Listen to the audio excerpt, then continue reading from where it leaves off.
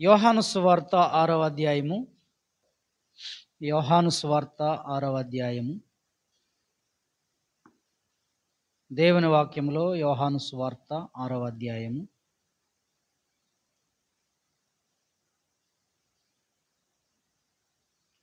నలభై 49 నుంచి 50 వచనాలు చదువుకుందాం. 6వ అధ్యాయం 49, 50 వచనాలు. మీ పితరులు అరణ్యములో మన్నాను తినినను చనిపోయిరి. దీనిని తినువాడు చావకుండునట్లు పరలోకము నుండి దిగి వచ్చిన ఆహారం ఇదే. పరలోకము నుండి దిగి వచ్చిన జీవాహారము నేనే. ఎవడైనను ఈ ఆహారము భుజించితే వాడు ఎల్లప్పుడూ జీవించును. మరియు నేనిచ్చు ఆహారము లోకమునకు జీవము కొరకైన నా శరీరమే అని మీతో నిశ్చయముగా చెప్పుచున్నాను. ప్రభునందు ప్రియమైన దేవుని బిడ్డలారా, ఇక్కడ మనం చూస్తున్నాం, ప్రభు అయిన యేసుక్రీస్తు వారు ఆయన ఒక బహిరంగ స్టేట్మెంట్ మనం ఇక్కడ చూస్తున్నాం. నేనే జీవాహారమును, ఐ యామ్ లివింగ్ బ్రెడ్ అని చెప్పి ఆయన తనను తాను చెప్పుకోవడం జరిగింది. నేనే జీవాహారమును అని చెప్పాడు ఆయన. చెబుతూ ఒక పాత నిబంధనలో ఉన్నటువంటి ఒక పోలికను కూడా ఇక్కడ కోట్ చేశారు ఆయన. మీ పితరులు అరణ్యములో మన్నాను తినినను చనిపోయిరి. ఇది అటువంటిది కాదు.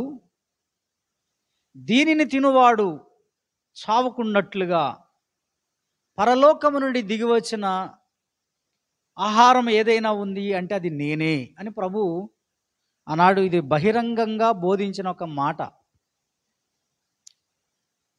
పితరులు మన్నాను తినను చనిపోయారు. పాత నిబంధన గ్రంథంలో మన్నా, క్రొత్త నిబంధనలో ప్రభు అయిన యేసుక్రీస్తు వారికి సాదృశ్యంగా ఒక ఛాయారూపకంగా కనిపిస్తూ ఉంది. మనము ఈ లెంట్ దినాల్లో ఆదికాండము నుంచి మరి చెప్పబడ్డటువంటి యేసుక్రీస్తు వారికి చెప్పబడిన ఒక ఛాయారూపకమైనటువంటి ఆ 4 షాడోస్ ఏమైతే ఉన్నాయో అవి చెప్తూ వస్తున్నాం. పాత నిబంధనలు ఏ ఛాయలు అయితే మనకు కనిపిస్తున్నాయో అది క్రీస్తులో ఉన్నట్టుగా మనం మరి ధ్యానం చేసుకుంటూ వస్తున్నాం. ఈరోజు పాత నిబంధన గ్రంథంలో పితరులు అరణ్యములో మన్నాను తినను వారు చనిపోయినారు. మన్నాను తిన్నారా వాళ్ళు? ఇశ్రాయేలీలు మన్నాను తిన్నారా? ఎస్, తిన్నారు. చూద్దాం. 16వ అధ్యాయము, నిర్గమాకాండము 16వ అధ్యాయము 4వ వచనం చదువుకుందాం. యెహోవా మోషేను చూచి, ఇదిగో నేను ఆకాశము నుండి మీ కొరకు ఆహారమును కురిపించెదను. ఇశ్రాయేలీల ప్రయాణంలో వారు 2 నెలల తరువాత వారు ఎక్కడికి వచ్చారంటే ఏలీమునకును సీనాయికి మధ్యలో ఉన్నటువంటి సీను అనేటువంటి అరణ్యానికి వచ్చారట. సీను అరణ్యానికి వచ్చేసరికి వాళ్ళు తెచ్చుకున్నటువంటి ఆహార పదార్థాలన్నీ అయిపోయాయి. ఇశ్రాయేలు ప్రజలందరూ కూడా ఐగుప్తు దేశం నుండి బయలుదేరినప్పుడు కొంత ఆహార పదార్థాలు తెచ్చుకున్నారు. ఆ ఆహార పదార్థాలన్నీ అయిపోయాయి. ఎక్కడికి వచ్చినాక అయిపోయినాయి? 2 నెలల తర్వాత సీను అరణ్యానికి వచ్చిన తర్వాత వాళ్ళకి ఏమీ లేవు. అప్పుడు ఇక వీరు సనగటం మొదలుపెట్టారు. మోషే మీద, అహరోనుల మీద సనగటం మొదలుపెట్టారు. మీకు 16వ అధ్యాయం మొదటిని చూస్తే కనపడుతుంది. సనగటం మొదలుపెట్టినప్పుడు ఈ సర్వ సమాజం అంతా కూడా మోషే అహరోనులకు వ్యతిరేకంగా మాట్లాడినప్పుడు దేవుడు చెప్పాడు, లేదు లేదు, నేను ఆహారం కురిపిస్తాను, వాళ్ళకి పెడతాను, తప్పకుండా భోజనం పెడతాను, వాళ్ళని పోషిస్తాను దేవుడు మోషేతో చెప్పాడు. అదే 4వ వచనంలో, యెహోవా మోషేను చూచి, ఇదిగో నేను ఆకాశం నుండి మీ కొరకు ఆహారమును కురిపించదను. కురిపించటం అంటే చూడండి, ఇక్కడ వర్షం పడ్డట్లుగా, అది భూమిలో నుండి వస్తున్నట్లుగా లేదు, పైనుండి వస్తున్నట్లుగా కనబడుతుంది కదా. పైనుండే కురిసింది కదా, పైనుండే వచ్చింది కదా. అది వారు నా ధర్మశాస్త్రం అనుసరించి నడుతురో లేదు అని నేను వారిని పరీక్షించినట్లు ఈ ప్రజలు వెళ్ళి ఏనాటి బత్యం ఆనాడే కూర్చుకొనవలెను. అది వర్షం వలె కురుస్తుంది, పైనుండి పడుతుంది. పడ్డప్పుడు వాళ్ళు ఏం చేయాలంటే ఏ రోజుకు ఆ రోజే దాన్ని కూర్చుకోవాలి, పోగు చేసి తెచ్చుకోవాలి. ఒక చోటికి ఊడ్చుకుని దాన్ని తెచ్చుకుని వాళ్ళు రొట్టెలైతే రొట్టెలు, దోశలైతే దోశలు పోసుకుని తినాలి. ఈ విధంగా బ్రతకాలి. ఇది చెప్పాడు. అలాగనే మీకు మాంసం కావాలన్నారు కదా, అలాగనే పూరేళ్ళు రప్పిస్తాను, మీకేం పర్వాలేదు అని దేవుడు ఆ విధంగా మాంసము అలాగనే ఆహారము రెండు కూడా చెప్పడం జరిగింది. 15వ వచనంలో 14వ వచనంలో మీరు చూసినప్పుడు, 13వ వచనం చూసినప్పుడు, కాగా సాయంకాలమున పూరేడులు వచ్చి వారి పాళ్యమును కప్పెను. ఉదయమున మంచు వారి పాళ్యము చుట్టూ పడి ఉండెను. సాయంకాలమేమో పూరేళ్ళు వచ్చి వాళ్ళ పాళ్యము, వారు నివసించుచున్నటువంటి డేరాలు వేసుకున్న ప్రాంతం అంతా కూడా కప్పేసినాయి. ఉదయం లేచేసరికి వీళ్ళు డేరాల నుంచి ప్రొద్దుటే లేచి బయటకు వచ్చేసరికి చూస్తే చుట్టూ వీళ్ళున్న పాళ్యమంతా, ఆ ఎడారి ప్రాంతం అంతా మంచు పడి తెల్లగా కనబడతా ఉంది. అరే ఏంటి ఇదంతా మంచు అనుకున్నారు. దగ్గరికి వెళ్ళి చూస్తే ఏమైంది, ఆ మంచు కణములు భూమి మీద కనపడి సన్నని కణములుగా కనబడ్డటువంటిది చూసినప్పుడు వారికి ఒక విచిత్రమైనటువంటి పరిస్థితి కనపడింది. 15వ వచనం, ఇశ్రాయేలీయులు దాన్ని చూచినప్పుడు అది ఏమైనది తెలియక ఇదేమి అని ఒకరితో ఒకరు చెప్పుకొనిరి. మోషే వీళ్ళన్నారు, ఇదేమిటి మంచులా కనపడుతుంది, చుట్టూ మంచు కనపడుతుంది, పాళ్యం చుట్టూ మంచు కనపడుతుంది, సన్నని కణముల్లా కనిపిస్తుంది, ఇదేమిటి అని ఒకరితో ఒకరు చెప్పుకుంటూ ఉన్నారు. ఇదేమి అన్న దగ్గర క్రింద ఫుట్ నోట్లో ఏం రాసిందండి? ఇదేమి అని కింద రాసిన దగ్గర ఏముంది ఫుట్ నోట్లో? మన్నా. హెబ్రీ భాషలో, మూల భాషలో మన్నా అంటే ఒక క్వశ్చన్, ఒక ప్రశ్నార్థకం. What is this? ఇదేమిటి? వాళ్ళకి అర్థం కాలి ఇదేమిటి. మంచు పడింది వాళ్ళ పాళ్యం చుట్టూ. ఆ మంచు చూసినప్పుడు ఇంకా వాళ్ళకి ఎలా కనిపిస్తుంది? అది వాళ్ళది వేయించుకుని లేదా వారు రొట్టెలు పోసుకోవడానికి అనుకూలమైన రీతిగా అది ఎలా ఉందో ఇక్కడ చెప్తాడు. 30వ వచనంలో చూస్తాడు. కాబట్టి ఇశ్రాయేలీయులు, 31వ వచనం, ఇశ్రాయేలీయులు దానికి మన్నా అని పేరు పెట్టిరి. అది తెల్లని కొత్తిమీర గింజ వలె ఉండెను. కొత్తిమీర గింజలు చూసారా మీరు? కొత్తిమీర గింజలు అంటే ఏమిటి? ధనియాలు. కొత్తిమీర గింజలు అంటే ధనియాలు. కానీ అవి పచ్చిగా ఉన్నప్పుడు, అవి లేతగా ఉన్నప్పుడు ఉంటే ఎలా ఉండే టేస్ట్ తెలుసా మీరు? చాలా రుచిగా ఉంటాయి. ఎప్పుడన్నా చూసారా మీరు? చాలా బాగుంటాయి. ఇది తెల్లని కొత్తిమీర గింజ వలె ఉండెను, దాని రుచి తేనెతో కలిపిన అపూపములు వలె ఉండెను. తేనెతో కలుపుకుని తింటే ఎలాంటి టేస్ట్ వస్తుందో అలా రుచికరంగా ఆ మన్నా ఉన్నది. అప్పుడు మోషే గారు అంటున్నాడు, యెహోవా ఆజ్ఞాపించినది ఏమనగా, నేను ఐగుప్తు దేశం నుండి మిమ్మల్ని బయటికి రప్పించినప్పుడు అరణ్యములో తినుటకు నేను మీకిచ్చిన ఆహారమును మీ వంశస్థులు చూచున్నట్లు వారు తమ యొద్ద ఉంచుకున్నట్టుకు దానితో ఒక ఓమెరు పట్టు పాత్రను నింపుడనెను. కాబట్టి మోషే అహరోనుతో నీవు ఒక గిన్నెను తీసుకుని దానిలో ఒక ఓమెరు మన్నాను పోసి మీ వంశస్థులు తమ యొద్ద ఉంచుకున్నట్టుకు యెహోవా సన్నిధిలో దాన్ని ఉంచుమనెను. తర్వాత ఈ గిన్నెను తీసుకుని పోయి మందసం పెట్టెలో పెట్టారు. ఈ మన్నా గిన్నెను తీసుకుని పోయి ఒక పాత్రలో మన్నాను పెట్టి దాన్ని ఏం చేశారు? మందసం పెట్టెలో ఉంచారు. చూసారా? ఈ విధంగా ఇశ్రాయేలీలు 40 ఏండ్లు మన్నానే తిన్నారు. వారు కనాను దేశపు పొలిమేరలు చేరే వరకు మన్నాను తిన్నారట. వాళ్ళు కానానుకు వాగ్దానం చేశాడు దేవుడు. ఆ కానాను యొక్క సరిహద్దుల్లోకి, పొలిమేరలోకి వెళ్ళేంత వరకు ఈ మన్నా తేనె వలె, అపూపం వలె ఉన్నటువంటి రుచికరమైనటువంటి ఈ ఆహారాన్ని తిన్నారు వాళ్ళు. ఈ విధంగా ఇశ్రాయేలీలు 40 సంవత్సరాలు.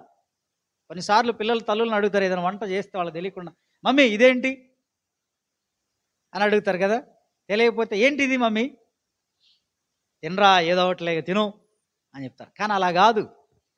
దేవుడు ఇశ్రాయేలీయులను పోషించడానికి వాళ్ళు అడిగారు, ఇదేమిటి అని అంటే, అది రుచికరంగా ఉంది, నీకు ఎందుకు రా రుచికరంగా తినరాదు, బతుకుతావు ఈ 40 సంవత్సరాలు నీకు ఇదే.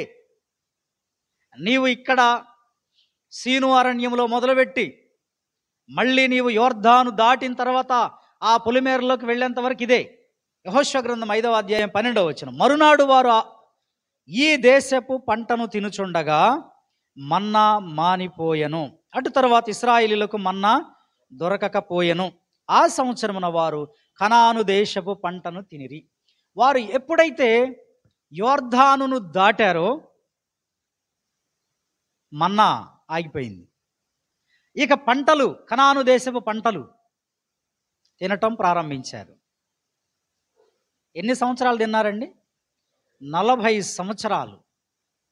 40 సంవత్సరాలు దేవుడు వారిని పోషించడానికి ఆ ఎడారిలో వారు పంటలు పండించలేదు, కోతలు కోయలేదు, విత్తనాలు విత్తి దున్ని ఏమీ చేయలేదు వాళ్ళు.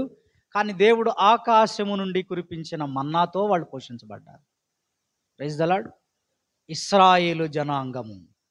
దాన్నే కీర్తనాకారుడైన దావీదు గారు కూడా తన కీర్తనలో రాస్తే ఏమంటాడంటే 78వ కీర్తన 23, 25 వచనాల వరకు చూసినప్పుడు ఆకాశ ధాన్యమును దేవుడు వారికి అనుగ్రహించెను అంటాడు. చదవండి. 78వ కీర్తన 23, 25 వచనాలు. Sam number 78.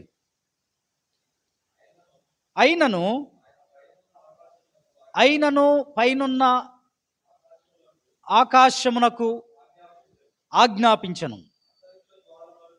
దేవుడు ఎవరికి ఆజ్ఞాపించాడంటండి? పైనున్న ఆకాశములకు ఆజ్ఞాపించను, అంతరిక్ష ద్వారములను తెరచెను, ఆహారమునకై అయిన వారి మీద మన్నాను కురిపించను, ఆకాశ ధాన్యం వారికి అనుగ్రహించను, దేవదూతల ఆహారము నరులు భుజించిరి. ఎవరు తినే ఆహారం అంటది? దేవదూతలు తినే ఆహారము నరులు భుజించారు. అది ఆకాశ ధాన్యము అని చెప్పబడింది. అది రుచికరమైనదిగా చెప్పబడింది. అది కొత్తిమీర గింజల వలె కనబడుతుంది. అది చూసినట్లయితే ఆకాశం నుండి కురిసినటువంటి మంచు కణాల్లాగా వారు చూశారు. అందుకే దానికి మన్నా అని పేరు పెట్టారు. దేవుడు వారిని పోషించడానికి ఆకాశ ధాన్యాన్ని ఇచ్చాడంటే మనుషులు భూమిలో నుండి పుట్టిన ఆహారం కాదు. ఇది భూమిలో నుండి పుట్టిన ఆహారం కాదు, పైనుండి వచ్చిన ఆహారం ఇది. Praise the Lord. అదే ప్రభువైన యేసుక్రీస్తు వారు కూడా చెప్పారు, పైనుండి ఆహారము కురిపించబడిందని. 105వ కీర్తన 40వ వచనం కూడా మీరు చూసినప్పుడు సామ్ నంబర్ 105 వర్స్ 40. 105వ కీర్తన 40వ వచనం. వారు మనవి చేయగా ఆయన పురేళ్లను రప్పించను, ఆకాశములో నుండి ఆహారమునిచ్చి వారిని తృప్తిపరచను. ఆహారం ఎక్కడి నుంచి వచ్చింది? ఎక్కడి నుంచి వచ్చిందండి? పైనుండి వచ్చింది. పైనుండి దేవుడు సహాయం చేయాలి మనిషికి. అంటే దీన్ని బట్టి చూస్తే దేవుడు మానవాళికి పోషకుడుగా, ఇశ్రాయేలు పోషకుడుగా మనకు కనబడుతున్నాడు. ఇశ్రాయేలీలను పోషించినటువంటి 40 సంవత్సరాలు పోషించిన ఈ రోజున మన ఇంటికి చుట్టం వచ్చి 3 రోజులు ఉంటేనే, 4 రోజులు ఉంటేనే ఫీల్ అయిపోతారు కదా. ఒక కుటుంబాన్ని పోషించడానికి అష్ట కష్టాలు పడుతున్నాం కదా. ఒక కుటుంబాన్ని పోషించడానికి అష్ట కష్టాలు పడుతున్నారు. ఒక ఇంట్లో 4 ఉంటే ఆ నలుగురు ఉన్నటువంటి ఆ కుటుంబాన్ని పోషించుకోవడానికి ఆ యజమానుడికి ఎంతో ఇబ్బంది కనిపిస్తూ ఉంటుంది. వాళ్ళ చదువులు కానీ, వాళ్ళ పోషణ కానీ అంతా కూడా. అందుకోసం చాలా జాగ్రత్తలు తీసుకుంటారు. డబ్బు సమకూర్చుకొని, దాచుకుని, పొదుపుగా చేసుకుని వాళ్ళని పోషించుకోవాల్సిన అవసరం ఉంది. మనం ఒక కుటుంబాన్ని పోషించుకోవడానికే ఇన్ని అవస్థలు పడుతున్నప్పుడు దేవుడు ఒక జనాంగాన్ని, ఎన్ని లక్షల జనాంగం అండి? ఎంత? 6 లక్షల మందిని రాస్తున్న. 6 లక్షలుగా దాదాపుగా 30 లక్షలు. అక్కడ దైవవాక్యంలో మీకు ఎప్పుడు చదివినా కూడా ఏం కనిపిస్తుంది అంటే 6 లక్షలు 6 లక్షలు 6 లక్షలు అంటే అది కాల్బలం, అది ఒక సైన్యం అంతే తప్ప ప్రజలు, వృద్ధులు, చిన్నపిల్లలు, ముసలి వాళ్ళు, స్త్రీల సంఖ్య అక్కడ ఇవ్వబడలా. కానీ వారందరినీ కలిపి 30 లక్షల మంది 40 సంవత్సరాలు దేవుడు పోషించటం అంటే మాటలా? చెప్పండి. వారు ఏమీ కష్టపడలేదు, వారి బట్టలు మాసిపోలేదు, వారి చెప్పులు అరిగిపోలేదు. అద్భుతమైనటువంటి, ఆశ్చర్యకరమైనటువంటి పోషణ. దేవుడు పోషకుడుగా కనిపిస్తున్నాడు. ఈరోజు నా ప్రియమైన దేవుని బిడ్డలమైన మనం ఒకసారి జ్ఞాపకం చేసుకోవాలి. కొన్నిసార్లు మన పోషణ గురించి చాలా కృంగిపోతూ ఉంటాం. ఎట్లా పోషించబడాలి? అందుకే యేసుప్రభువు వారు చెప్పారు, ఏం తినాలి, ఏం త్రాగాలి, ఏం ధరించుకోవాలి. ఇదే ఆలోచన మనిషికి ఉంది కదా.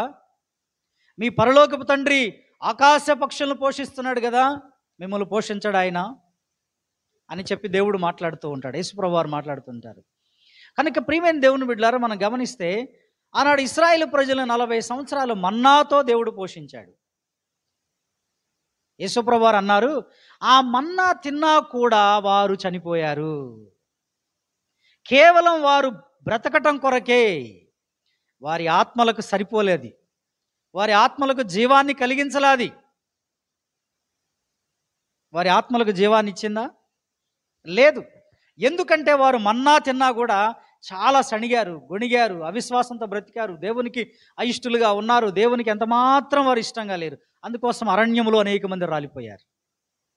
దేవుడు కురిపించింది పైనుండే, ఆ మన్నా కురిపించింది పైనుండి వచ్చిన ఆహారమే, శ్రేష్టమైన ఆహారమే, దేవదూతలు తినే ఆహారమే, ఆకాశ ధాన్యమే, మంచి భోజనమే. అది భూ సంబంధమైంది కాదు. కానీ వారిలో ఉన్న అవిశ్వాసము, వారిలో ఉన్న అపనమ్మకము, వారిలో ఉన్న సణుగుడు గొణుగుడు, వారిలో ఉన్నటువంటి పాపభూయిష్టమైన బ్రతుకు వాళ్ళని కానానికి చేర్చలేకపోయింది.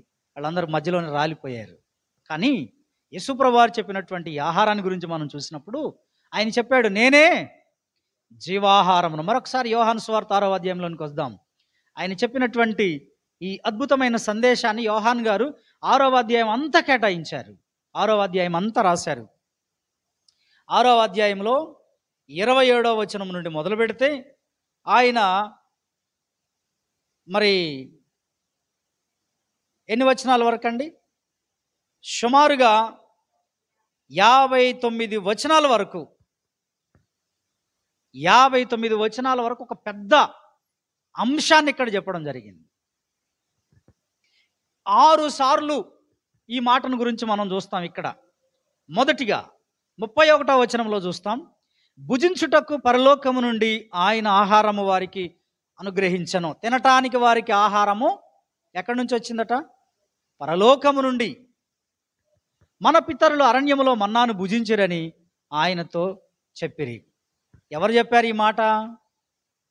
ఎవరు చెప్పారు? అక్కడున్న ప్రజలు. బోధకుడా, మన పితరులు భుజించడానికి అరణ్యంలో మన్నా కురిపించబడింది, వారు మన్నాను భుజించారు అని చెప్పినప్పుడు యేసుప్రభువు వారు వెంటనే ఈ మాట అన్నారు. ఏమని? పరలోకము నుండి వచ్చు ఆహారము మోషే మీకు ఇవ్వలేదు. ఆ వచ్చిన ఆహారము ఆకాశ ధాన్యమే గాని అది పరలోకము నుండి రాలా.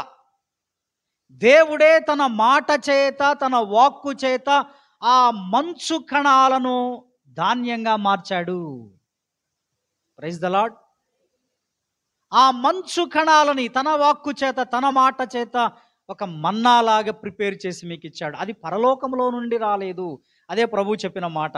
ఒకవేళ ఆ రోజే పరలోకము నుండి గనక మన్నా కురిసి ఉంటే మళ్ళీ ప్రత్యేకించి యేసు ప్రభు భూమి మీదకి రావాల్సిన అవసరం లేదు కదా. అరణ్యంలో గనక నిజమైన ఆహారమే వాళ్ళకి ఇవ్వబడి ఉంటే మళ్ళీ ఒక నిజమైన ఆహారము నేనే అని ఆయన చెప్పడు యేసు ప్రభు వారు. ఇప్పుడు మనం తింటున్న ఆహారము మంచిది అనుకుంటున్నారా మీరు? చెప్పండి, మంచిది అనుకుంటున్నారా? నో. ఎందుకంటే మనం తింటున్న ఆహారం అంతా పొల్యూటెడ్ ఫుడ్ అండి, కలుషితమైన ఆహారం, పెస్టిసైడ్ ఫుడ్. ఇప్పుడు ఈ మధ్యకాలంలో మనం చూస్తాం ఆర్గానిక్ ఫుడ్ అని.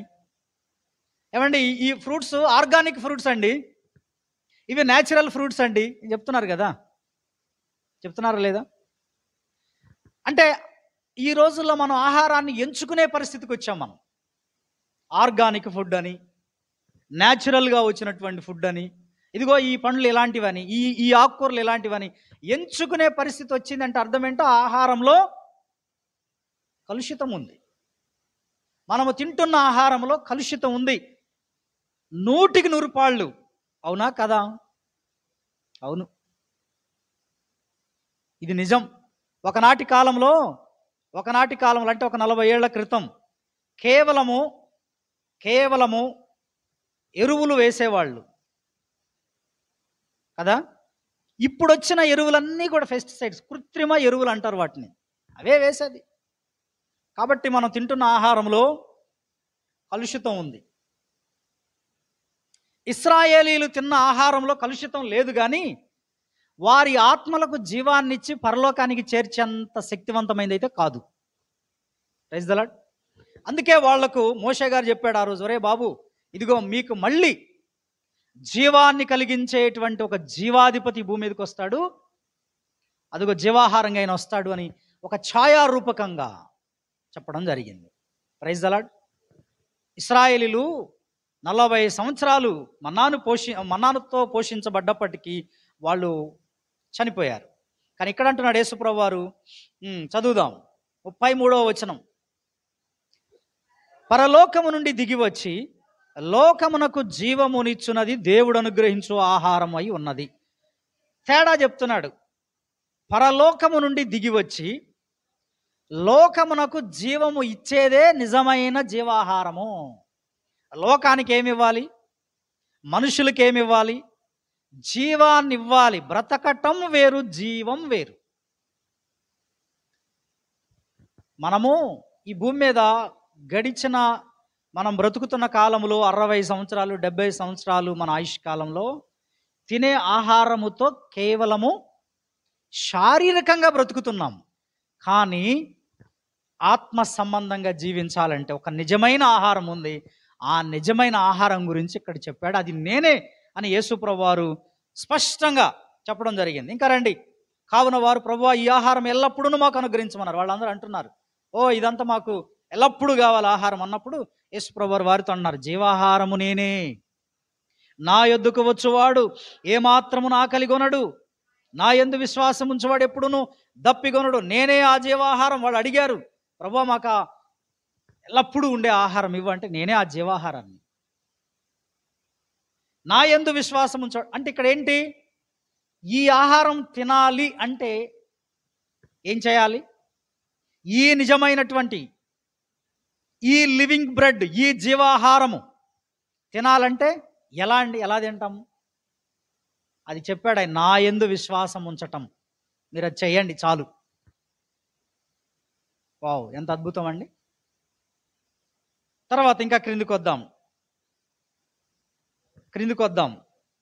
నా యందు విశ్వాసం ఉంచువాడు ఎప్పుడునూ దప్పికొనడు, నా యందు విశ్వాసం ఉంచువాడు ఆకలి కొనడు. ఆయన తిన్నవాడు, ఆయన త్రాగినవాడు దప్పికొనడు, ఆకలి కొనడు. 50వ వచనం. ఇప్పుడు దీనిని తినువాడు చావుకుండునట్లు పరలోకము నుండి దిగి వచ్చిన ఆహారం ఇదే. 2000 సంవత్సరాల క్రితం మానవాళి పోషణార్థమై మనుషులందరినీ జీవింపచేయడానికి అపరాధముల చేత పాపముల చేత మనిషి చచ్చిన స్థితిలోకి వెళ్ళిపోయిన మనిషిని బ్రతికించేటువంటి జీవాహారం ఏదైనా ఉందంటే అది యేసుక్రీస్తు వారే. హల్లెలూయా. ఆయన అదే అంటున్నాడు. ఏమంటున్నాడు? దీనిని తినువాడు చావకుండునట్లు. మనం తినే ఆహారం తింటే చచ్చిపోతాం అంటే అర్థం ఏంటి? ఆత్మతో పాటు చచ్చిపోతాం. శారీరకంగా బ్రతకొచ్చు, 3 పూట్ల తిని మంచిగా మన ఒళ్ళు పెంచి చక్కగా ఉండవచ్చు. కానీ ఈ జీవాహారం ఎలాంటిది అంటే అలాంటిది కాదట. చాలా శక్తివంతమైంది. మానవ ఆత్మలను బాగు చేసి, మానవ ఆత్మలని బలపరిచి, మానవ ఆత్మలను బ్రతికించి, మానవ ఆత్మలన్నీ కూడా లోకంలో ఉన్న మనుషులందరూ బ్రతికి పరలోకానికి చేర్చేంత శక్తివంతమైనటువంటి జీవాహారం అండి ఇది. మీకు ఈ పాయింట్ అర్థమైతే చాలా మేలు. అందుకే ఆయన చెప్పాడు, నేను పరలోకము నుండి దిగి వచ్చిన జీవాహారాన్ని. ఈ రోజున చాలామంది యవనస్తులు తినేటువంటి కొన్ని ఆహార పదార్థాలు ఏంటి చెప్పండి అండి? యవనస్తులు తింటూ ఉంటారు. తినే ఆహారం బయట పిజ్జా, బర్గరు, ఇంకేంట్రా పాస్తా, ఇంకేంట్రా నూడిలు. ఒరే బాబు, ఇవన్నీ మీ శరీరాలను ఉబ్బజేస్తాయి తప్ప మిమ్మల్ని జీవింపజేయవు. తెలుసా? దైవ వాక్యంలో చూస్తే మానవ భోజనం వారికి ఉరిగా మారేటువంటి ప్రమాదం కూడా ఉందంట. ఉరి. భారతదేశంలో మనుషులు తినక చచ్చే కంటే కూడా తినక చనిపోయిన వారి కంటే తిని చచ్చిపోయే వాళ్ళ సంఖ్య ఎక్కువైందట. మీకు అర్థమైంది ఈ పాయింట్? తినక చనిపోయిన వారి కంటే తిని బాగా తిండిపోతులై బాగా తిని చచ్చిపోయిన వాళ్ళు ఎక్కువట. ఎందుకో తెలుసా? విపరీతంగా తిని, పిచ్చి తిండి తిని ప్రాణాలు పోగొట్టుకుంటున్నారు. హార్ట్ స్ట్రోక్లు వస్తున్నాయి, విపరీతంగా కొలెస్ట్రాల్ పెరిగిపోయి ప్రాణాలు కోల్పోతున్నారు, వందల మంది లక్షల మంది చనిపోతున్నారు కదా. ఆఫ్రికా ఖండంలో ఉన్న ప్రజలను మనం చూసినప్పుడు, కొన్ని దేశాలని ఆఫ్రికా ఖండంలో చాలా వెనకబడిన దేశాలని, అక్కడ తిండి లేక ఎముకలకు అంటిపోయిన పిల్లలు కనపడతారు మనకి. చాలా దారుణమైన పరిస్థితి. కానీ మనం తినే శారీరకమైన ఆహారము బ్రతకటం కోసం తినాలి. కొంతమంది తిండి కోసమే బ్రతుకుతున్నట్లుగా ఉంటారండి. ఇది చాలా చాలా చాలా ప్రమాదం. మనం తిండి కోసమే బ్రతికే వాళ్ళంగా ఉండకూడదు. బ్రతకటం కోసం తినండి. నువ్వు 2 పూటలు తింటావా, 3 పూటలు తింటావా, తగు మోతాదులో చక్కగా బ్రతకటం కోసం తిను నాయన బిడ్డలారా, దేవుని బిడ్డలారా. తిండి కోసమే ఆ తిండి కోసమే బ్రతుకుతుంటే నువ్వు ఏదో ఒక రోజున చచ్చిపోతావు. కానీ ఈ ఆహారం మనకు నిత్య జీవాన్నిచ్చి, శాశ్వతమైన జీవాన్నిచ్చి, పరలోకానికి చేర్చేటువంటి అత్యంత శక్తివంతమైనటువంటి మన ఆత్మను జీవింపజేసి, మనలను బలపరచి, మన బ్రతుకును కట్టి, మన పాప రోత బ్రతుకంతటిని క్లీన్ చేసి మనల్ని ఎలా ఉంచుతాడో తెలుసా అండి? శక్తివంతులుగా మార్చి ఆ నిత్య జీవానికి చేరుస్తాడు ఆయన. Praise the Lord. ఇది నిజమైనటువంటి ఆహారం. ఇదే ఈ లోకానికి 2000 సంవత్సరాలుగా ప్రకటించబడుతుందండి. 2000 ఏళ్లుగా నిజంగా విచిత్రంగా ఇది జీవాహారం. యేసుప్రభు నేనే జీవాహారమును అని చెప్పి అన్నప్పుడు ఈయన ఏం మాట్లాడుతున్నాడు అసలు? ఈయన తన శరీరాన్ని, తన రక్తమును ఎలా తిననివ్వగలడు? ఇప్పుడు వద్దాం 52వ వచనం. యూదులు, ఈయన అంటున్నాడు నేనే ఆ జీవాహారాన్ని అంటున్నాడు, నన్ను తినండి, నన్ను త్రాగండి అంటున్నాడు. ఏంటి అనకైనా పిచ్చి పట్టిందా అసలు? ఎట్లా తన శరీరమును తిననీయగలడు అని ఒకడితో ఒకడు వాదించుకున్నాడు. ఏం మాట్లాడుతున్నాడు ఈయన? పరిసయ్యులు, శాస్త్రులు, అక్కడ ఉన్న ప్రజలంతా కూడా యేసుప్రభు వారు మాట్లాడిన ఈ మాటలకి ఏం మాట్లాడుతున్నాడు ఈయన? ఏమనికైనా పిచ్చి పట్టిందా? ఆయన పిక్కుని తినాలా మనం? ఆయన శరీరాన్ని ఎట్లా తినాలి అసలు? ఏంటి మనం ఏమో నరమాంస భక్షకులమా? మనం మనుష్య మాంసం పిక్కును తినేవాళ్ళమా? కానీ ఆయన చెప్పింది ఒక సాదృశ్య రూపకం. ఆయన చెప్పిన ఒక అంతరార్థాన్ని వాళ్ళు గ్రహించలేకపోయారు. 53వ వచనం.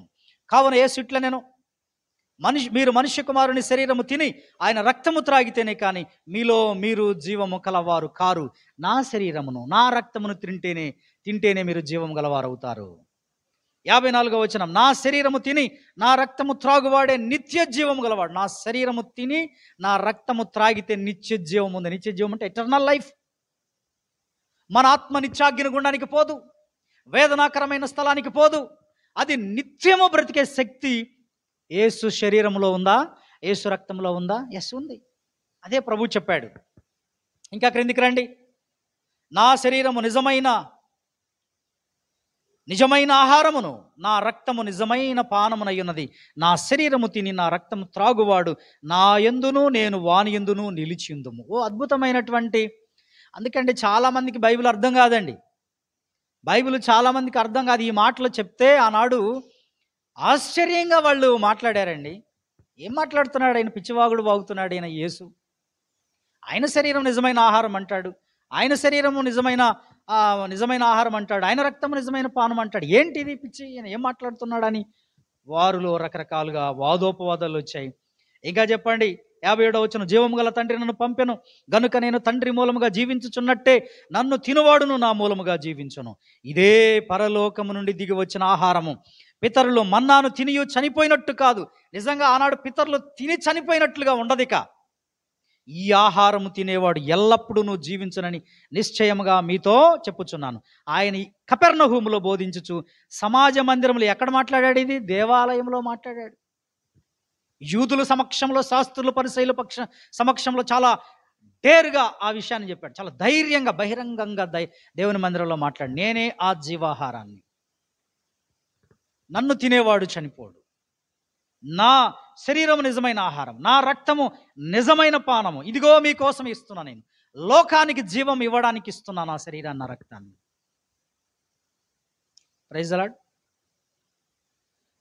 ఈ మాటలన్నీ చెప్పినప్పుడు ఏంటయ్యా చాలా విడ్డూరంగా మాట్లాడుతున్నాడు ఈ మనిషి అని ఎవడు వినగలడు? అబ్బో చాలా కఠినంగా ఉన్న ఈ మాటలు అని చెప్పేసి యేసు ప్రభునట వెంబడించటం మానేశారండి చాలామంది. 66వ వచనం. అప్పటి నుండి ఆయన శిష్యులలో అనేకులు వెనుక తీసి మరెన్నడూను ఆయనను వెంబడింపలేదు. అంటే బహుశా ఆ రోజుల్లో ఎంతమంది శిష్యులు యేసు ప్రభువును వెంబడించారో అంతమంది ఈ మాటలు చెప్పగానే వెళ్ళిపోయారు కదా. సంఘంలో కూడా చాలామంది విశ్వాసులకి కఠినంగా చెప్తే నచ్చదు, వెళ్ళిపోతారు. వాడు ఎందుకు పోతాడో తెలియదు, ఆ మాట నచ్చదు. చాలా కఠినంగా చెప్పిన మాట నచ్చదు. అందులో వాస్తవికత ఉంది, సత్యం ఉంది, కానీ నమ్మరు. నమ్మకం లేకపోవడం చేతనే కదా ఆ కఠినమైన మాటలు. ఏమంటే యేసుప్రభు వారు ఏమైనా అన్నాడా వాళ్ళని? అనలా. ఈ రోజున కూడా చర్చిల్లో, సంఘాల్లో కొంతమంది విశ్వాసులు వెళ్ళిపోతారు. ఎందుకు వెళ్ళిపోతారో తెలియదు. కఠినంగా చెప్తే, కొంచెం కఠినంగా చెప్తే, కొంచెం వాక్యాన్ని చాలా సీరియస్గా చెప్తే, బాబును ఇలా ఉండకూడదని చెప్తే వెళ్ళిపోతారు. యేసు ప్రభు వారు ఏమైనా అన్నారా వాళ్ళని? నా శరీరం నిజమైన ఆహారం, నా రక్తము నిజమైన పానము, నా శరీరము తిని త్రాగువాడు నిత్య జీవం గలవాడు అన్నందుకు వాళ్ళు వెళ్ళిపోయారంట. వేరే కారణం లేదు, వేరే కారణం లేదు. ఎందుకని వెళ్ళిపోతున్నారంటే అర్థం ఏంటి? వెళ్ళిపోతున్నారంటే అర్థం ఏంటి? రావట్లేదంటే అర్థం ఏంటి? దాని విషయంలో ఎంత మాత్రం వీళ్ళకి అవగాహన లేదు, తెలుసుకోలేకపోతున్నారు వాళ్ళు. కానీ యేసుప్రభు వారు అన్నారు, నన్ను తినువాడు నా మూలంగా బ్రతుకుతాడు. Praise the lord. ఏమిటండి దీన్ని? లోకముకు నేను ఇవ్వబోయేటువంటి నా శరీరమే. ఎలా ఇస్తాడు ఆయన? ఎలా ఇచ్చాడు? ఉన్నారా ఇక్కడ? అర్థమవుతుంది మీకు ఎలా ఇచ్చాడు? ఆయన అప్పగించబడిన రాత్రి ఒక రొట్టెని ఇలా పట్టుకుని, ఇది మీ కొరకు విరవబడుచున్న నా శరీరము. 26 చూడండి, మత్తయి సువార్త 26వ అధ్యాయము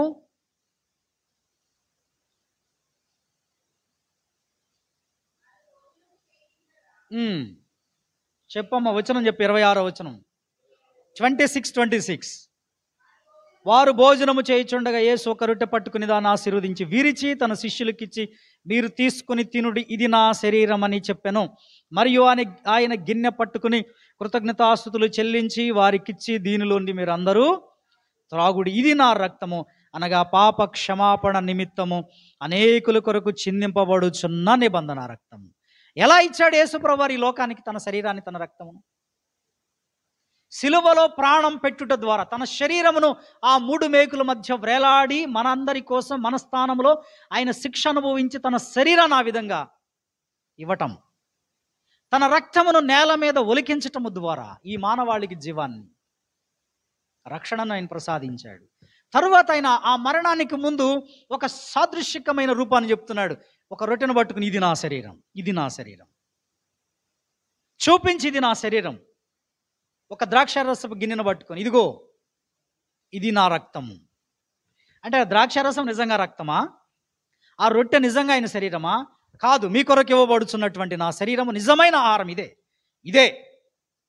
అంటే అర్థం ఏంటి? నా యందు విశ్వాసం ఉంచేవాడు ఈ విధంగా భుజించినప్పుడు వాడు బ్రతుకుతాడు. Praise the lord. మనము ప్రతి ఆదివారం లేదా నెలలో ఫస్ట్ సండే ప్రభు బల్లలో చేయి వేస్తున్నప్పుడు, ప్రభువు బల్ల అది ఆశీర్వచనపు బల్ల, అది ఆశీర్వచనపు బల్ల, అది ప్రభువు బల్ల. లార్డ్స్ టేబుల్ ఇంగ్లీష్లో మనం చూస్తాం, లార్డ్స్ సప్పర్ అని రాసి ఉంటుంది. అది తినుచున్నప్పుడు, త్రాగుచున్నప్పుడు ఒక స్పృహతో మనం తినాలి, త్రాగాలి. ఏం తింటున్నామని, ఏం త్రాగుతున్నామని స్పృహతో ఉండాలి మనం.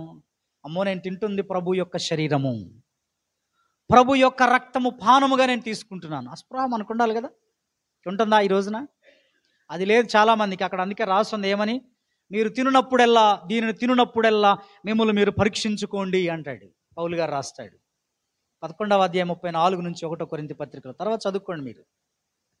ప్రభునందు ప్రియమైన దేవుని బిడ్డలారా, మానవాళి అందరినీ జీవింపజేసేటువంటి ఒక అద్భుతమైన జీవాహారం 2000 సంవత్సరాల నాడు పరలోకం నుండి దిగి వచ్చింది. అది ప్రభు అయిన యేసుక్రీస్తు వారే. ఆయన చిందించిన రక్తము, ఆయన తన శరీరాన్ని మానవాళి కోసం ఇచ్చినటువంటిది, అదే జీవాహారంగా చెప్పబడింది. క్రైస్తవులమైన మనము, ఆనాడు యూదులు ఆయన పీక్కుని తినలేదు, మనము ఈనాడు పీక్కుని తినట్లేదు. ఎలా చేస్తున్నాం మనం చెప్పండి? ఆనాడు ఆయనని నరమాంస భక్షకుల్లాగా వాళ్ళు ఏమి లాక్కుని తిన్నారా? చంపుకుని ఆయన పీక్కుని తిన్నారా? లేదు కదా. మనం ఏమైనా అలా చేస్తున్నాం? లేదు. ఆ బల్లలో చేయివేస్తున్న ప్రతిసారి, ఆ రొట్టె తింటున్నప్పుడు మన కోసం, నీ కోసం సిలువలో ప్రాణం ఇచ్చిన ఆ యేసును గుర్తు చేసుకుంటున్నాం. ఆయన చిందించిన రక్తమును గుర్తు చేసుకుంటున్నాం. అదండి అదండి లివింగ్ బ్రెడ్. అది జీవాహారం. అది నిజమైనటువంటి పానం. అది నిజమైన ఆహారం. అంటే యేసుక్రీస్తు ప్రభువారి యొక్క శరీరము, ఆ రక్తము ఏమైపోయింది? అప్పుడు ప్రత్యక్షంగా కనబడ్డాడు. తర్వాత అది మనకి ఈ విధంగా తినమంటున్నాడు. ఇది ఎవరికైనా పెడతామా మనం? రక్షణ లేనివాడికి, మారు మనసు లేనివాడికి పెడతామా? పెడతారా? పెట్టరు. వాళ్ళు తినలేరు. కానీ వాళ్ళు కూడా తినే అవకాశం ఉంది. వాళ్ళు కూడా ఆయన యందు విశ్వాసం ఉంచితే, ఆయన యందు ఆయన ఆ రక్షణలోనికి వస్తే వారికి కూడా తినే అవకాశం ఉంది. హిందువులు వీళ్ళండి మా పలారం తినరు, మేమంటే వాళ్ళకి తినాలంట. నీది ఎవడు పెడతాడు? అసలు నీకెవడు పెడతాడు? ఇది ఎంతో శ్రేష్టమైంది. నువ్వు ఆయన నమ్మితే తప్ప, నీకు కూడా అది లేదు, అర్హత లేదు కదా. మేమైతే వాళ్ళ దగ్గర తింటాం. ఏం తింటావు నువ్వు మా దగ్గరికి వచ్చి? ఏం తింటారు చెప్పండి? మన దగ్గరికి వచ్చి మనం పెట్టే భోజనం తింటారేమో కానీ ఆ రొట్టెను, శరీరాన్ని వాళ్ళకి ఇస్తామా మనం? ఎందుకంటే వాడు రక్షణ లేదు, వాడికి మారు మనసు లేదు, వాడు ప్రభుని స్వీకరించిన వాడికి ఎట్లా పెడతాం చెప్పండి? పెట్టాం కదా. ఇది జీవాహారం. ఇందులో జీవం ఉంది. వాడి పలహారంలో జీవం కూడా లేదు, కానీ ఇందులో జీవం ఉంది, ఇందులో శక్తి ఉంది. నా ప్రియమైన దేవుని బిడ్డలారా, ఈ రాత్రికాల సమయంలో ఈ జీవాహారము 2000 సంవత్సరాల క్రితం మన కోసం దిగి వచ్చిందండి. ఈ సర్వమానవాళి కోసం దిగి వచ్చింది. ఎవరు ఆయన యందు విశ్వాసం ఉంచుతారో, యేసుక్రీస్తునందు విశ్వాసం ఉంచుతారో, ఆయన రక్షకుడిగా స్వీకరిస్తారో వాళ్ళు బ్రతుకుతారు. ఎక్కడి వరకు బ్రతుకుతారు? పరలోకము చేరేంత వరకు బ్రతుకుతారు. పరలోకానికి తీసుకుని వెళుతుంది ఈ జీవాహారం. హల్లెలూయా చెబుదామా? మీకు అర్థమైతే గనక ఈ టాపిక్ చాలా గొప్ప విషయం. ఈ టాపిక్ మీకు అర్థమైతే చాలా గొప్ప విషయం. సెకండ్ థింగ్ మనం చూద్దాం. రెండవది, యేసు ప్రభువారిని సాతానుడు వచ్చి శోధించాడు. ఎక్కడ? 40 రాత్రింబగళ్ళు ఆయన ఉపవాసం ఉండి ప్రార్థన చేసినప్పుడు. 40 రాత్రింబగళ్ళు యేసు ప్రభువారు సాతాను చేత శోధించబడ్డప్పుడు సాతానుడు వచ్చేసి యేసు ప్రభువుని అడుగుతుంటాడు. ఏమని వాడు? నీవు నిజముగా దేవుని కుమారుడు అయితే ఈ రాళ్ళు రొట్టెలగునట్లుగా ఆజ్ఞాపించు. ఓ యేసు, ఎందుకయ్యా కడుపులో ఆకలితో బాధపడుతున్నావు? నీ మెలికలు తిరిగిపోతున్నాయి, నీ పేగులు తిరిగిపోతున్నాయి, 40 రోజులు అయిపోయింది. ఇదిగో ఈ రాళ్ళు ఎలాగున్నాయి? రొట్టెల్లాగున్నాయి, చేసుకుని తిను. నువ్వు దేవుని కుమారుడు అయితే అన్నప్పుడు యేసు ప్రభువారు వెంటనే అన్నారు. ఏమన్నారు? మనుష్యుడు తినే రొట్టె వలన జీవించడు. మనుష్యుడు తినే రొట్టె వలన జీవించడు, కానీ దేవుని నోట నుండి వచ్చే ప్రతి మాట వలన జీవిస్తాడు. హల్లెలూయా. మనుష్యుడు తినే రొట్టె వలన జీవించలేడు. ఇది సాతానుకి ఒక వాక్యాన్ని కోట్ చేశాడు. ద్వితీయోపదేశ కాండం 8వ అధ్యాయం 3-4 వచనాల్లో ఉన్న ఆ వచనాన్ని, వాక్యాన్నే వాడికి కోట్ చేసి వాడికి చెప్పాడు యేసు ప్రభువారు. ఒరే సాతానుడా, మనుష్యుడు తినే రొట్టె వల్లనే జీవించడు. నా తండ్రి నోట నుండి వచ్చే ప్రతి మాట, ఆ వాక్కు, ఆ వాక్యము మనిషిని జీవింపజేస్తుంది. నువ్వు అనుకుంటున్నావు కేవలం రొట్టె తింటే బ్రతుకుతారు అనుకుంటున్నావు. అది నీ తత్వం. అది తినే రొట్టె నిన్ను జీవింపజేయదు. ఏ విధంగా ఆత్మలో నీకు జీవం కలిగించదు. ఏ మాట జీవాన్ని ఇస్తుంది? దేవుని నోట నుండి వచ్చే ప్రతి మాట, అంటే దేవుని వాక్యం. యేసుక్రీస్తు ప్రభువారు మనకు ప్రతి దినం ఎలా కనబడుతున్నాడంటే వాక్య రూపకంగా కనబడుతున్నాడు. దేవుని మాట ఆయన ఏమై ఉన్నాడు? ఆ వాక్యము శరీరధారి అయి మన మధ్య కృపాసత్య సంపూర్ణుడిగా నివసించెను. వాక్కు, మాట, దేవుని మాట వల్ల మనం బ్రతుకుతాం. దేవుని మాటలు మనల్ని జీవింపజేస్తాయా? ఎస్, జీవింపజేస్తాయి. అందుకే ప్రతి దినం ప్రియమైన దేవుని బిడ్డలారా, నీవు దేవుని వాక్యాన్ని చదవాలి, దేవుని వాక్యాన్ని వినాలి. ప్రతిదినం ఆ వాక్యం నిన్ను బ్రతికిస్తుంది. 119వ కీర్తన 50వ వచనంలో కూడా భక్తుడైన దావీదు తన కీర్తనలు రాశాడు. ఏమని? నీ వాక్యం నన్ను బ్రతికించి ఉన్నది, బాధలో ఇదే నాకు నెమ్మది.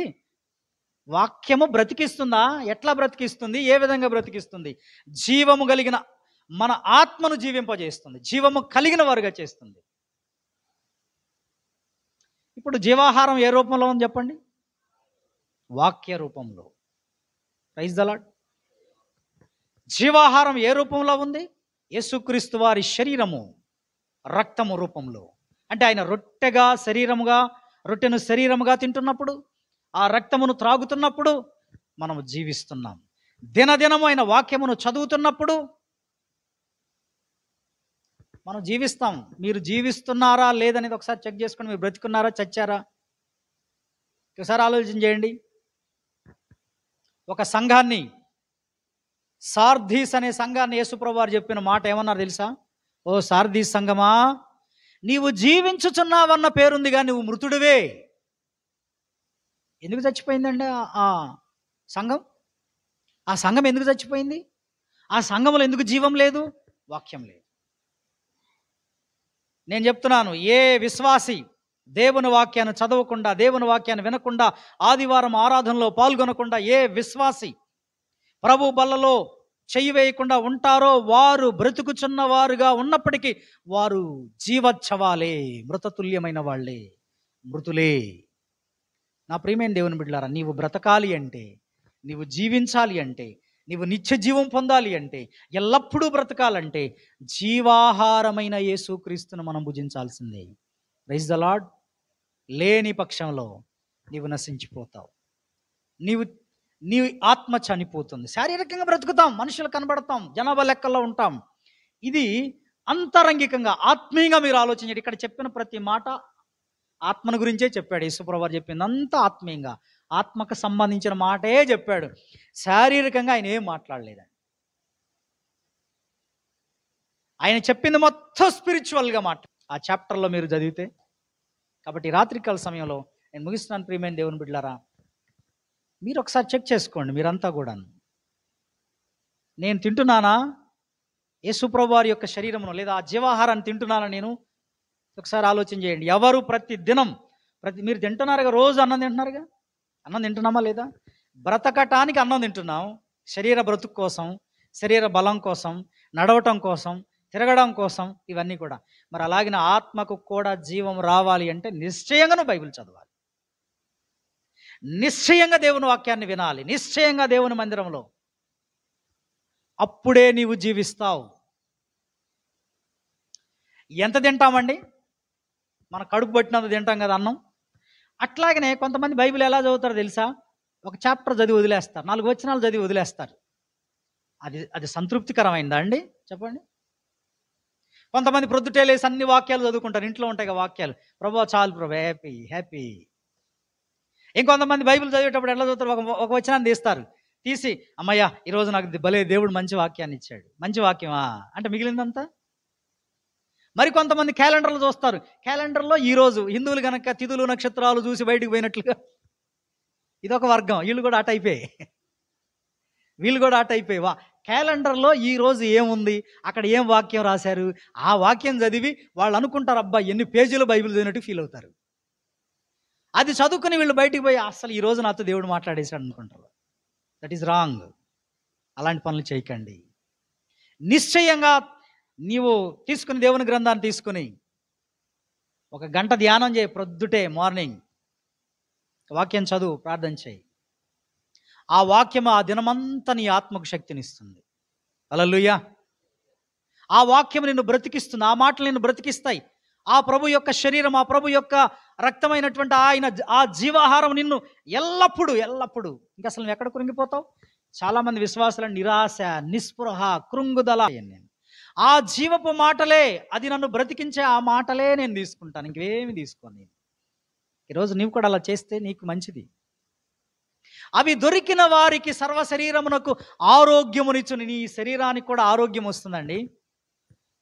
సామెతల గ్రంథం 4:22 ఆ వచనం రాయబడి ఉంది. మీరు అవి దొరికిన వారికి జీవమును వారి సర్వ శరీరమునకు ఆరోగ్యమును ఇచ్చును.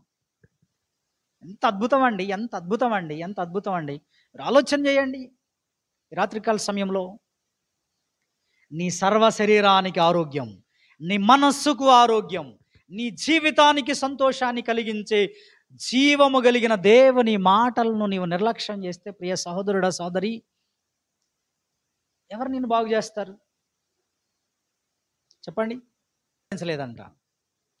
ఈరోజు నా ప్రియమైన దేవుని బిడ్డలారా, నువ్వు పడిపోకుండా, తొట్టిల్లిపోకుండా, కృంగిపోకుండా నీ ఆత్మీయ జీవితంలో శక్తివంతమైన క్రైస్తవ జీవితాన్ని జీవించాలంటే మాత్రం నిశ్చయంగా ఈ జీవాహారాన్ని భుజించాల్సిందే.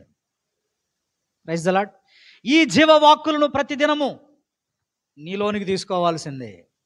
ఎంత అద్భుతమైన జీవాహారము ఈరోజు మనం చూస్తున్నాం. మీకు పోలిక చెప్పాను, మీకు సాదృశ్య రూపకంగా ఉన్నటువంటి, ఛాయారూపకమైనటువంటి ఆ మన్నా తిన్నా చనిపోయారు ఆనాటి ఇశ్రాయేలీయులు. కానీ మనం చనిపోం. అరే ప్రభు రెండవ రాకడ వచ్చినప్పుడు మళ్ళీ బ్రతుకుతాం. ఒకవేళ చనిపోయినా సరే ఆయన వచ్చినప్పుడు మనల్ని జీవింపజేస్తాడు ఆయన. ఇది క్రైస్తవ నిరీక్షణ కదా. అలాగనే ఈ లోకంలో ఉన్న మనుషులందరూ కూడా ఆ యేసును నమ్మితే ఈ జీవాహారాన్ని లోకానికి ప్రకటిస్తుంటే, ఈ యేసు మాకొద్దు అంటుంది భారతదేశం. నేను చాలాసార్లు మాట్లాడుతుంటాను. నేను ఈ మధ్య నా వీడియోలో చాలా పాయింట్అవుట్ చేసి మాట్లాడుతుంది ఇవే. ఈ భారతదేశం ఏముంటుంది తెలుసా? మాకొద్దు, ఆ యేసు వద్దు. ఆ యేసును వద్దు అంటున్నావంటే నీవు జీవాహారాన్ని తృణీకరిస్తున్నావు. నీ ఆత్మ నశించిపోయే ప్రమాదం ఉంది ఓ ప్రియ సహోదరుడా. ఆ యేసు మాకొద్దు, ఆ వాక్యం మాకొద్దు, ఆ కరపత్రాలు మాకొద్దు, ఆ మాటలు, ఆ బైబిల్ మాకొద్దు. బైబిల్ని తృణీకరిస్తున్నటువంటి వాళ్ళు ఉన్నారు. అంటే అర్థం ఏంటి? మీ ఆత్మలను పోషించే జీవము కలిగిన ఆ జీవాహారమైనటువంటి ఆ లివింగ్ బ్రెడ్ అయినటువంటి యేసుక్రీస్తును తృణీకరిస్తే అర్థం ఏంటి? నువ్వు నాకొద్దు, ఈ ఆహారం నాకొద్దు, నేను తినే ఆహారం నాకుంది, ఏం పర్వాలా, నాకు మటన్ ఉంది, చికెన్ ఉంది, అది ఉంది, ఇది ఉంది అనుకుంటే నువ్వు చచ్చి నరకానికి పోతావు. కానీ ఈ ఆహారం తింటే నిత్య జీవానికి చేరుతావు, ఎల్లప్పుడూ నీ ఆత్మ పరలోకంలో ఉంటుంది. Praise the Lord. దేవుడు ఈ మాటలు దీవించును గాక. ఆమేన్. ప్రార్థన చేసుకుందాం. పరిశుద్ధుడైన మా తండ్రి, మానవాళి నశించి నిత్యాగ్ని గుండానికి పోకుండా నీ ప్రియకుమారుడు మా ప్రభువైన యేసుక్రీస్తు వారిని 2000 సంవత్సరాల క్రితం ఈ లోకానికి పంపారు. ఆయన అన్నారు, నేను లోకమునకు జీవమునిచ్చుటకు వచ్చిన ఆహారాన్ని, నేనే నిజమైన జీవాహారాన్ని అని చెప్పారు. ఇదిగో మీ పితరులు మన్నా తిన్నా చనిపోయారు, కానీ నేనిచ్చే ఆహారము లోకమునకు జీవము. నా యందు విశ్వాసం ఉంచేవాడు చనిపోయినా బ్రతుకుతాడు, ఆకలిగొనడు దప్పిగొనడని ప్రభువా మీరు చెప్పారు. ఈ మాటలు ఈరోజు సంఘము ఈ కార్యక్రమాన్ని వీక్షిస్తున్న ప్రతి వ్యక్తికి నైనా అందునట్లుగా, వారి హృదయాల్లోనికి చొరబడినట్లుగా కృప దయచేయండి. ఎందుకంటే ఈ జీవాహారం లోకమంతటికి జీవాన్నిచ్చే శక్తివంతమైన జీవాహారం. అది నేను నమ్ముచున్నాను ప్రభువా, నేను నమ్ముచున్నాను తండ్రి, నేను నమ్ముచున్నాను, నేను నమ్మే అని విశ్వసించాను. నన్ను జీవింపజేస్తున్నావు, సంఘాన్ని జీవింపజేస్తున్నావు. ఇంకా ఎవరైనా జీవం లేని వారుగా ఉంటున్నారేమో మాకు తెలియదు. జీవింపజేయండి. ఈ సంఘము జీవించే సంఘముగా చేయండి, అనేకులు జీవించేవారుగా చేయండి. మహిమ ఘనత ప్రభావాలు మీరే పొందుకోమని యేసుక్రీస్తు వారి పరిశుద్ధ నామములో ప్రార్థన సమర్పిస్తున్నాం తండ్రి. ఆమేన్. ఆమేన్.